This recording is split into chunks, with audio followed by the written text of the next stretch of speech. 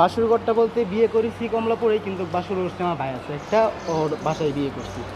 মানে যে কয়দিন ছিলাম থাকার পরে আর কি আবার কমলাপুর আসা হয়েছে, যেহেতু বিয়ে করছি রুম তো আমার নিতে হবে বাধ্যতামূলক, তাই আর কি এক ভাইয়ের বাসায় ছিলাম। তার নাম নসু, মানে সবাই আর কি চিনে যেই নামে আর কি, সেই নামটাই বললাম। আমাদের বিয়ের বয়স 2 বছর চলতেছে। এখনো 2 বছর হয় নাই, মে মাসের কাছাকাছি। 10 তারিখে 2 বছর হবে।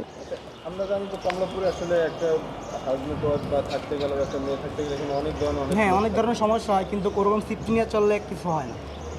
আচ্ছা, সেরকম কারণ কোনো- নিজের সিফটি যদি তুমি মানুষের সাথে ভালোভাবে দেখাইতে পারো, তোমার কেউ সমস্যা করবে না। তুমি যদি সমস্যা দাও, তাই তো সে তোমার সমস্যা করবে।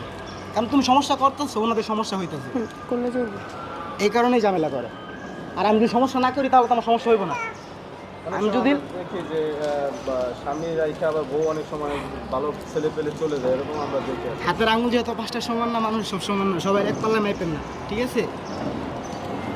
সেক্ষেত্রে ভাবি আসলে এই যে এখন বাচ্চা হয়েছে বা কাজগুলো আছে, আসলে পরবর্তী আসলে আপনার পরিকল্পনা কি?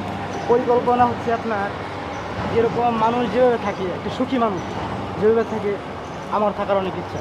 কারণ আমার বাচ্চা হয়েছে, ছেলে হয়েছে, যদি আমি ছেলে নিয়ে আমি ভালো একটা মাদ্রাসায় ভর্তি করি, যেরকম মাদ্রাসার ভাড়া আছে এভারেজ ইন টোটাল ধরেন 10,000 টাকা, মাসে 10,000 টাকা, ফ্যামিলি খরচ ধরেন আর 10,000 টাকা, 20,000 টাকা।